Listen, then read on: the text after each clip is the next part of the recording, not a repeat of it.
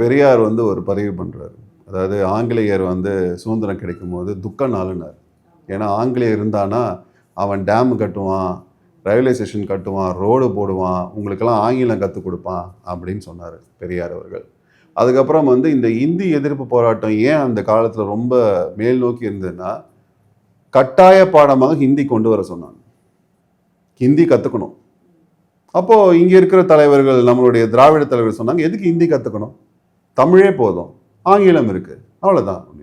அந்த எதிர்ப்பு வந்து எப்படி உங்களுக்கு பயங்கரமாக வெடிச்சதுன்னா, ஒரு மாணவனை போட்டு சக மாணவர்கள், அதாவது மத்திய அரசுக்கு அந்த இதில் இருக்கிற சில மாணவர்கள் ஒரு பிரிவினர் வந்து பயங்கரமாக அடிச்சிருக்காங்க. அதை அப்பா சொல்லியிருக்காரு. அதுதான் முதலாக ஆரம்பித்த பிரச்சனை. அந்த மாணவன் வந்து திராவிட முன்னேற்ற கழகத்தை சேர்ந்த மாணவன். அவன் ஏதோ ஒரு இதில் மீட்டிங்கில் வந்து அண்ணா வாழ்க பெரியார் வாழ்கன்னு சொல்லியிருக்கான்.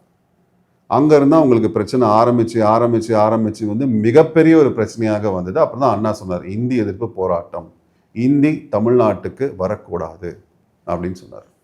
எதனால அந்த காலகட்டத்தில் இந்தியை வந்து கட்டாய பாடமாக்க போகிறாங்க. இப்போது தமிழ் பசங்க தமிழில் படிக்கிறாங்க, ஆங்கிலம் இருக்குது, ஹிந்தியை கட்டாய பாடமாக்குவது தவறு அப்படின்னு சொன்னாங்க. அது இல்லாமல் சில போர்டுலாம் பார்த்தீங்கன்னா ஹிந்தி பேர்லாம் இருக்கும். அதெல்லாம் அப்போ இருந்து இப்போ வரைக்கும் எல்லாருமே அதை நீங்களே பார்த்துருப்பீங்க, கருப்பு பெயிண்ட் அடிச்சிட்டு இருக்காங்க. அதான் அண்ணா வந்து ஹிந்தி வேண்டாம் இல்லை, ஹிந்தி விருப்பப்பட்டா படிக்கட்டும், ஹிந்தியை திணிக்காதீங்க. அவர் சொன்ன வார்த்தைகள் வந்து அந்த மாணவர்கள் இடையில வந்து ரொம்ப வந்து ஒரு புகழ் பெற்றது. அதான் நம்ம தமிழ் மொழியை வந்து இது பண்ணக்கூடாது.